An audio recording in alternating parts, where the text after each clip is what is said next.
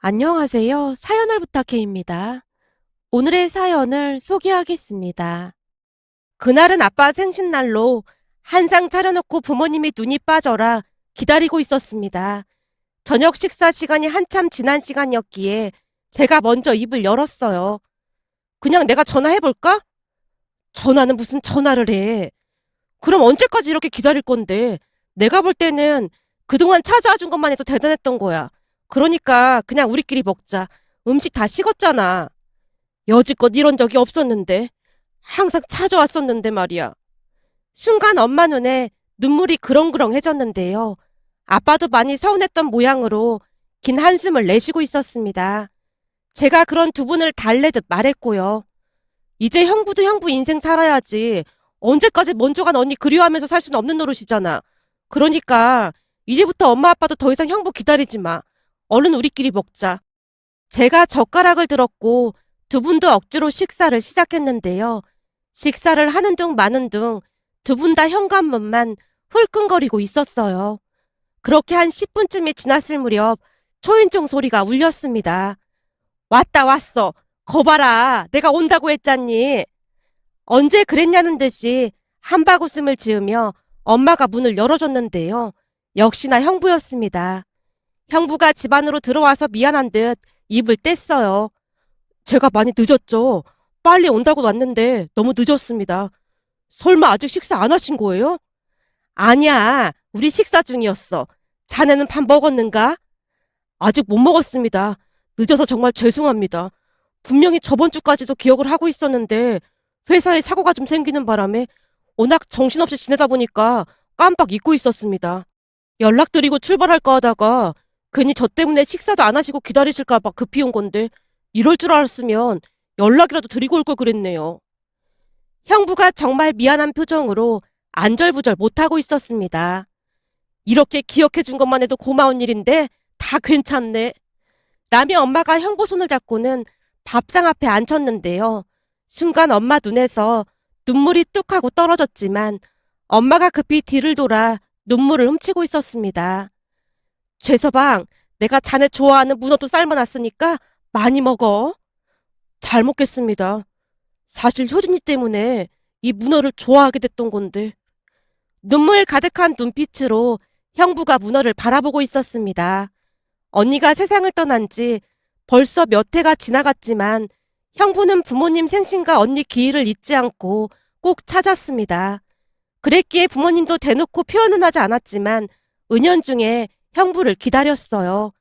언니가 세상을 떠난 뒤 시간이 멈춘 듯 우리는 참 힘든 시간을 보내고 있었습니다. 몇 해가 지나갔지만 언니의 죽음을 온전히 받아들일 수가 없었으니까요.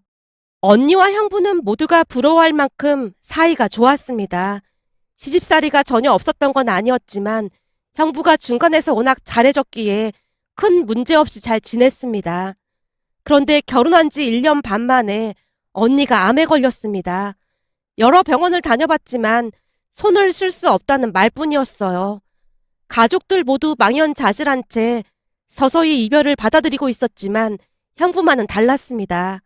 식음을 전폐한 채 누워만 있던 엄마에게 형부가 말했거든요. 어머님, 세상에 기적이라는 것도 있잖아요. 저는 절대 포기 못합니다. 이미 너무 늦었다고 하잖나. 어떻게 저 지경이 되도록 모를 수가 있어. 병원에서 큰일이 아니라고 약만 지어줘서 저희는 정말 그런 줄로만 알았습니다. 그렇게 건강하던 사람이 암에 걸릴 줄은 진짜 꿈에도 몰랐거든요. 그 병원 의사 상대로 소송이라도 해야 하는 거 아니야? 어쩜 의사라는 인간이 사람이 저 지경이 되도록 모를 수가 있어. 죄송합니다. 다 제 불찰입니다. 하지만 무슨 일이 있어도 제가 꼭 살리겠습니다. 의사가 시한부 판정을 내렸는데 자네가 뭔 수로 살려. 새파랗게 젊은 나이에 이게 웬 날벼락이냔 말이야. 엄마가 대성통곡을 했고 마치 죄인 마냥 형부가 고개를 떨궜습니다.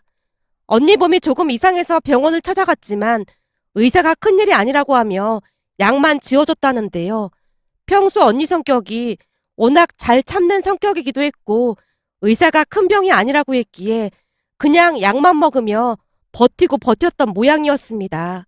집안에 암 환자가 단 한 명도 없었으니 암에 걸렸다고 누가 상상이나 했겠습니까?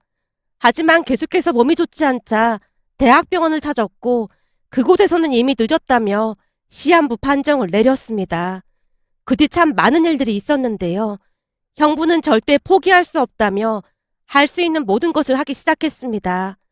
하지만 그토록 정성을 다했건만 언니의 병세는 차도가 없었습니다. 회사까지 그만둔 채 병간호로 하던 형부가 조금씩 변해가기 시작했는데요. 처음과는 다르게 마음이 다른 곳에 가 있는 듯 해보였습니다. 그러다 어느 날 형부 입에서 기가 막힌 말이 터져나왔어요. 저기, 지금 이 상황에 이런 말씀 드리기 좀 그렇지만 이혼을 해야 할 것 같습니다. 뭐? 이혼? 지금 내가 잘못 들은 거지? 저희 부모님 불만도 많고 저도 살 길을 찾아야 하지 않겠습니까? 우리 딸은 지금 항암 치료로 저렇게 힘들어하고 있는데 어떻게 그럴 수가 있는 건가? 사람이라면 절대 그렇게 못하네. 그 사람이랑은 이미 얘기 다 끝냈고 접수까지 한 상태입니다. 아니 언제 가서 접수를 했다는 거야? 엄마가 형부를 다그치고 있었지만 형부는 그저 멍한 표정으로 입을 꾹 다물고 있을 뿐이었습니다. 언니 또한 입을 꾹 다문 채 별다른 말을 하지 않았고요. 그로 인해 우리 가족들은 다시 한번 충격에 휩싸일 수밖에 없었는데요. 평소 형부의 모습과는 달라도 너무나 다른 모습이었으니까요. 하지만 그 뒤에도 형부는 병원에 계속 찾아왔고 아무 일 없었다는 듯이 병간호를 했습니다. 그 모습에 엄마가 소리소리를 지르며 형부를 내쫓기도 했어요. 이혼 접수까지 한마당에 여기가 어디라고 찾아와? 왜? 죄책감이라도 생긴 건가? 자네 죄책감 때문에 병간호하는 거라면 우린 원치 않으니까 그만 가보게. 자네가 얼마나 잘 먹고 잘 사는지 내가 이 두 눈으로 똑똑히 지켜볼 참이야. 엄마가 부들부들 떨며 형부를 내쫓기도 했지만 형부는 그저 묵묵히 병간호를 했습니다. 언니 또한 별다른 말도 없이 그저 한숨만 내쉬고 있었어요. 그러던 와중에 언니 시댁 가족들도 몇 번인가 찾아왔는데요. 어느 날 언니가 단호한 목소리로 말했습니다. 이제부터는 오지 마세요. 동서, 우리는 동서가 걱정돼서 병문안 온 건데 그게 무슨 말이야? 제 아픈 모습 더 이상 보여드리고 싶지 않아서 그러니까 찾아오지 마세요. 아니 그래도 그렇지 가족끼리 이러면 안 되는 거잖아. 저 피곤하니까 그만 가보세요. 라며 언니가 뒤를 돌아 누워버렸는데요. 동서가 힘들어서 그런가 보네. 그럼 우린 그만 가볼 테니까 우선 쉬어. 저기 우리 딸 말대로 이제는 서로 얼굴 볼 처지도 아닌 것 같은데 그만 찾아오세요. 예? 사부인 그게 무슨 말씀이세요? 서로 얼굴 볼 처지가 아니라니요. 그거야 우리한테 물어볼 게 아니라 최서방한테 물어보시죠. 아무튼 우리 딸이 많이 힘들어하니까 더 이상 찾아오지 마세요. 엄마가 바로 등을 돌린 채 쌀쌀 맞은 목소리로 말을 했고 언니 시댁 가족들이 영문을 모르겠다는 표정으로 돌아갔습니다. 그날 형부가 병원으로 왔는데 병실 밖에서 기다리고 있던 엄마가 형부를 안쪽으로 데리고 나가서 마치 벼르고 있었다는 듯이 형부에게 쏘아붙였습니다. 자네 이혼 서류 접수한 거 사돈 양분 두 분께 말씀 안 드린 건가? 이제 남남이나 마찬가지인데 왜 자꾸 찾아오는 건가? 그게 이런 상황에서 말씀드리기가 좀 그래서 나중에 말씀드릴 생각이었습니다. 왜? 자네도 지금 이 상황이 좀 어이없긴 한가 보구만. 정말 죄송합니다. 더 이상 드릴 말씀이 없습니다. 형부가 입을 다문 채 고개를 떨궜는데요. 엄마가 잔뜩 성난 목소리로 다시 소리쳤습니다. 앞으로 자네도 오지 말게나. 자네가 왔다 갔다 해봐야 우리 딸 스트레스밖에 더 받겠나? 우리 딸이 살면 얼마나 산다고 저승길 가는 사람한테 그렇게 모질게 할 수가 있나? 자네 그동안 우리가 알던 그 사람이 맞긴 한 건가? 어머님, 정말 죄송합니다. 뭐라 드릴 말씀이 없습니다. 내가 진짜 이상해서 묻는 거야. 이혼 접수까지 했다면서 왜 꾸역꾸역 찾아오냔 말이야. 나중에 죄책감이라도 느낄까봐 그런 건가? 그런 생각이라면 자네 진짜 나쁜 사람인 걸세. 사람이 그리 살면 안 되는 거야. 우리 딸이 저승길 가는데 얼마나 외롭고 쓸쓸하겠어. 다른 사람도 아니고 자네가 어떻게 그럴 수가 있냔 말이야. 엄마가 형부를 마구마구 밀치며 통곡을 했습니다. 엄마 울음소리가 커지고 있었기에 제가 급히 엄마를 말렸어요. 엄마, 이러다 언니 듣겠어. 언니도 내내 한숨만 쉬던데 그만 좀 하자. 형부 오는 거 언니도 싫다고 안 하잖아. 거기다 형부가 이혼 서류 내밀었을 때 언니도 아무 말 없이 도장 찍어줬다잖아. 그럼 이 와중에 네 언니가 이혼을 안 하겠다고 할 수가 있었겠어? 네 언니 입장에서야 당연히 도장을 찍을 수밖에 없었겠지. 최서방 자네 말이야. 진짜 이러면 안 되는 거네. 자네 창이는 나중에 자네한테 회사까지 맡길 생각까지 하고 있었는데 어쩜 우리 딸이 몹쓸병에 걸리자마자 이럴 수가 있는 건가? 어머님, 정말 죄송합니다. 지금은 드릴 말씀이 없습니다. 그 말 좀 그만하게. 자네 그 말 엄청 웃긴 게 마치 나중에는 할 말이 있다는 듯이 들리는구만. 우리 딸 떠나고 나면 자네 볼 일도 없고 장례식장에도 오지 말게나. 그리고 지금 우리 딸 기분 많이 안 좋으니까 그냥 돌아가게. 라며 엄마가 형부를 그냥 돌려보냈는데요. 형부가 어깨를 축 늘어뜨린 채 돌아갔습니다. 잠시 후 병실로 들어간 우리에게 언니가 물었어요. 오늘은 그 사람 안 오나 보네? 무슨 일 있는 건가? 넌 그런 대먹지 못한 인간을 뭐 한다고 자꾸 찾고 그래? 엄마, 최서방한테 너무 뭐라고 하지 마. 엄마는 잘 모르겠지만 나한테 이혼 서류에 도장 찍으라고 서류 내밀던 날 그 사람이 어찌나 손을 덜덜 떨면서 눈물을 흘리던지 아마도 그 사람 나름대로 무슨 이유가 있었을 거야. 이유가 있긴 무슨 이유가 있어. 네가 지금 몸이 아파서 판단이 제대로 안 서나 본데 너 아프자마자 그 인간이 널 버린 거나 마찬가지인 거야. 어쩜 사람이 그럴 수가 있니? 내가 보니 그동안 네 아버지 사업에 욕심이 나서 잘 보이려고 그랬던 것뿐이야. 근데 네가 일이 됐으니까 다 물 건너갔다고 생각하고는 저리 나오는 거고 말이야. 그동안 우리가 사람을 잘못 봐도 한참 잘못 봤던 거야. 이래서 머리 검은 짐승은 거두지 말라는 말이 있는 거야. 우리가 어떻게 해줬는데 이따위로 갚을 수가 있어. 엄마가 씩씩거리고 있었는데요. 언니가 눈치를 보며 조용히 입을 뗐어요. 엄마, 사실은 나 시댁 사람들하고 사이가 많이 안 좋았어. 뭐? 그게 무슨 말이야? 사돈 양반들이 잘해줬다면서. 엄마 아빠한테 시댁 가족들이랑 사이가 안 좋다는 말을 어떻게 하겠어. 사실은 그동안 시댁 가족들하고 사이가 많이 안 좋았어. 우리 집이 조금 잘 산다고 맨날 돈을 못 뜯어가서 안달이 났었거든. 그걸 그 사람이 중간에서 다 막아줬는데 시어머니랑 형님이 난리친 게 한두 번이 아니었어. 그 바람에 나 아프기 전까지만 해도 시댁 사람들하고 영 끊고 살았고 말이야. 근데 뻔뻔한 모습으로 병문안 오는 거 보고 소름이 돋더라고. 뭐? 그럼 당장 이혼을 했어야지. 네가 뭐가 아쉬워서 그런 대접을 받고 살았어. 거봐. 엄마 아빠가 이혼하라고 난리칠까 봐 말 못했던 거야. 근데 그날 그 사람이 아무 말도 없이 나한테 이혼 서류를 내밀었는데 말이야. 라며 언니가 그날 있었던 일에 대해 말하기 시작했습니다. 그날따라 형부가 안절부절 못하고 있었기에 언니가 물었다네요. 당신 무슨 일 있는 거야? 오늘따라 안색도 안 좋은 것 같고 혹시 어디 아픈 거 아니야?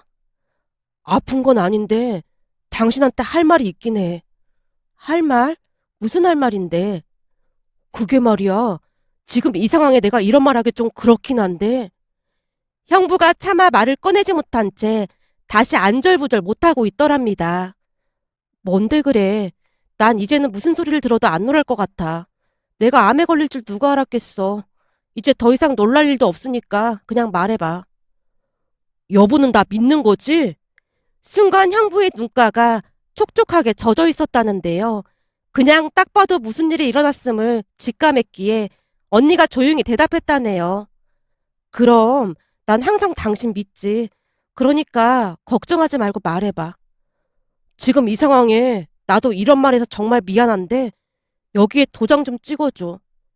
형부가 힘겹게 덜덜 떨리는 손으로 종이 하나를 내밀었기에 언니가 종이에 적힌 글자를 천천히 읽어내려 갔다는데요.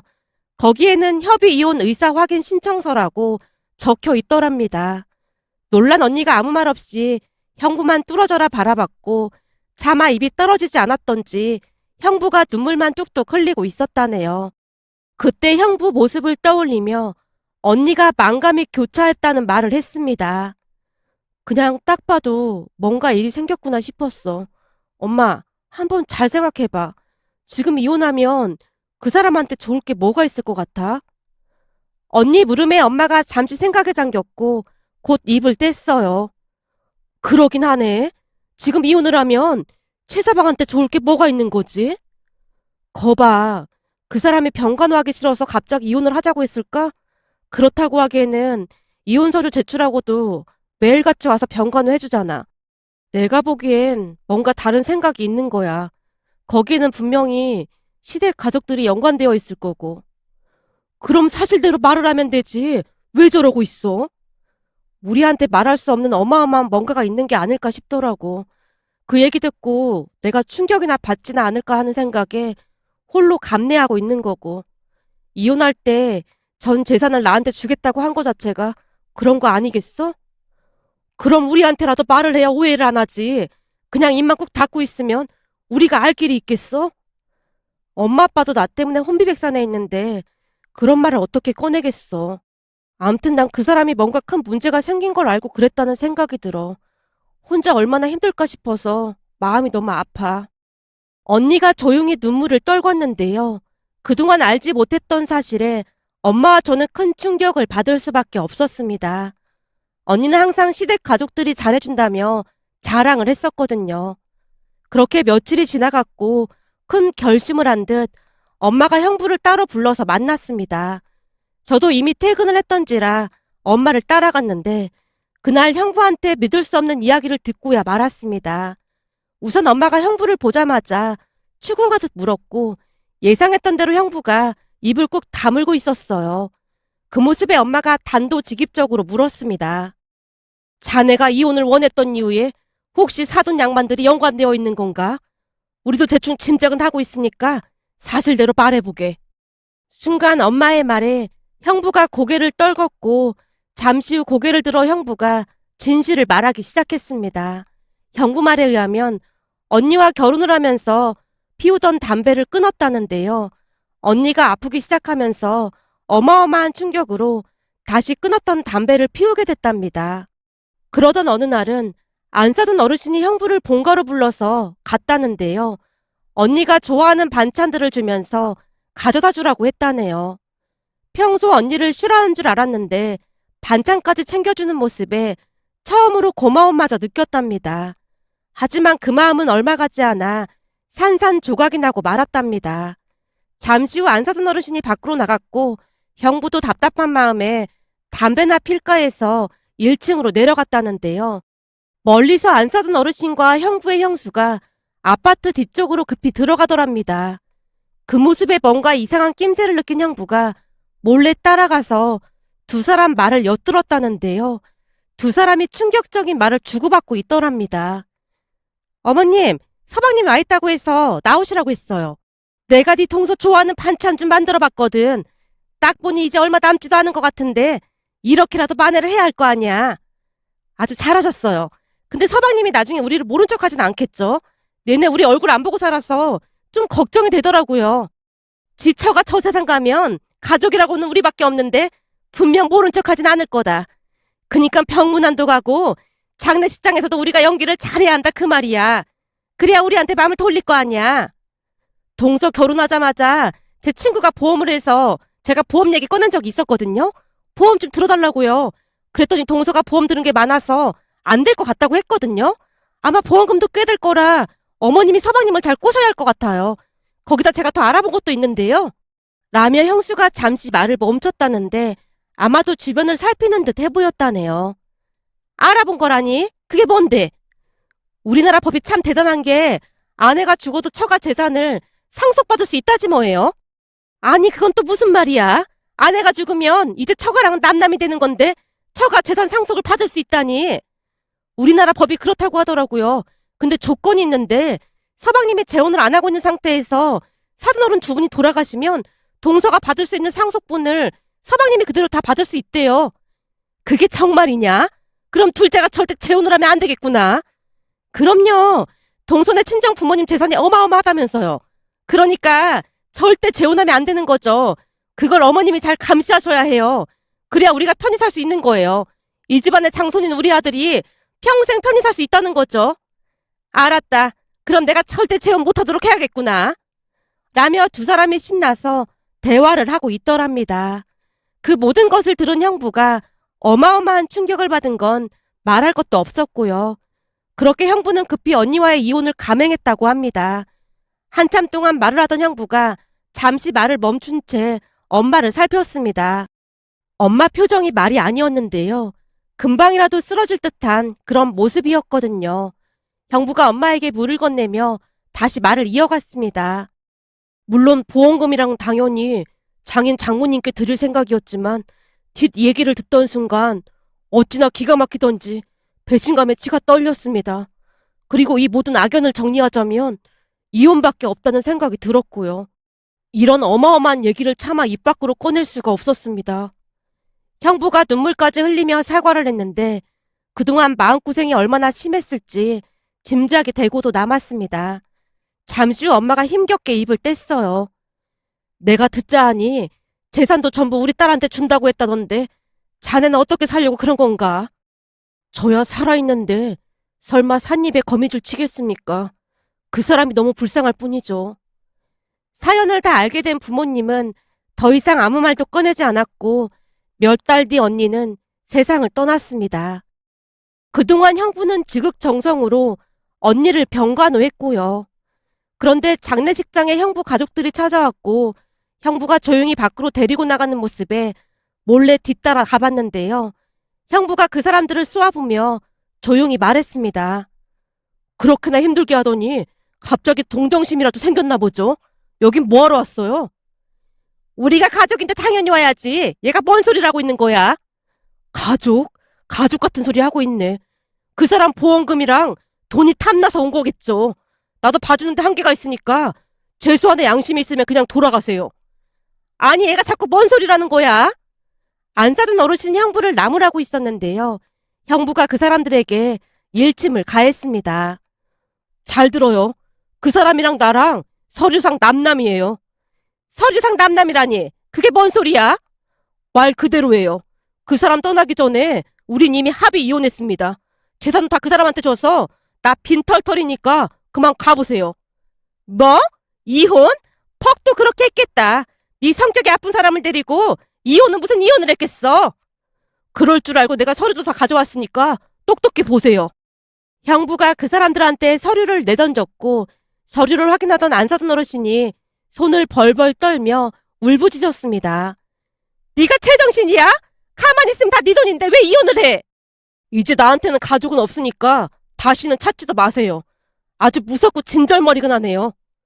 라며 형부가 뒤를 돌아섰는데요. 순간 저와 눈이 마주쳤고 형부 눈에서 뜨거운 눈물이 쏟아지고 있었습니다. 그런 형부가 어찌나 안쓰럽던지 불쌍하다는 생각마저 들었답니다. 그 뒤 형부는 본가 가족들과 연을 끊고 산다고 들었습니다. 거기다 장례식이 끝난 뒤에는 우리 가족들과도 연을 끊은 채 연락조차 되지 않았어요. 그 바람에 가족들 모두 걱정을 하고 있었는데요. 어느 날 모르는 번호로 엄마에게 전화가 왔고 형부가 걱정하지 말라는 말만을 남긴 채 전화번호도 바꾸고 잠적한 모습이었습니다. 그렇게 시간이 지나갔고 언니 기일날 형부가 집으로 찾아왔는데요. 그동안 어디서 어떻게 산 것인지 얼굴이 말이 아니었습니다. 그날도 형부는 별말 하지 않았지만 아빠가 조용히 형부에게 말했어요. 그렇잖아도 자네를 기다리고 있었네. 우리 딸이 세상 떠나기 전에 우리한테 부탁을 한 게 있어. 그 사람이요? 둘이 살던 아파트랑은 자네한테 꼭 돌려주라고 했네. 마지막 소원이라고 신신당부를 했어. 그러니 아무 말 말고 받게나. 제가 무슨 염치로 그걸 받겠습니까? 괜찮습니다. 괜찮긴 뭐가 괜찮아. 땡전 한 푼 없이 고시원을 전전하고 있으면서. 아버님이 그걸 어떻게 하셨어요? 그냥 그렇게 숨어버리면 내가 모를 줄 알았나? 내내 지켜보고 있었네. 우선은 이건 받게나.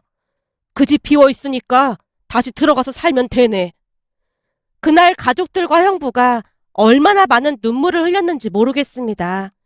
그 뒤 형부는 부모님 생신날과 언니 기일날을 잊지 않고 찾아왔는데요. 부모님 또한 이제는 당연하다는 듯이 형부를 기다렸습니다. 그날도 형부가 늦게나마 들어오는 모습에 부모님이 한박 웃음을 지었고요. 그 모습에 걱정이 될 수밖에 없었기에 집을 나서는 형부에게 조용히 말했어요. 형부, 이제는 형부도 형부 인생 사셔야죠. 그러니까 앞으로는 찾아오지 마세요. 나중에 형부가 다시 재혼이라도 하게 되면 두 분이 어떻게 될까 걱정도 되고요. 저제, 난 말이야. 재혼 생각 없어. 그냥 지금이 편해. 나한테 가족이라곤 여기밖에 없는데 오지 말라고 하면 나 너무 힘들 것 같아. 여기나 와야 그 사람을 느낄 수 있어서 참 좋거든. 아직도 그 사람이 곁에 있는 것만 같아. 그리고 본가 가족들에게 너무나 큰 배신감을 느껴서 딱히 누군가를 만나고 싶지도 않고 말이야. 그 사람처럼 날 생각해준 사람을 다시 만날 수 있을 것 같지도 않고 말이야. 그러니까 제발 부탁인데 그냥 지금처럼 이렇게 살게 해줘.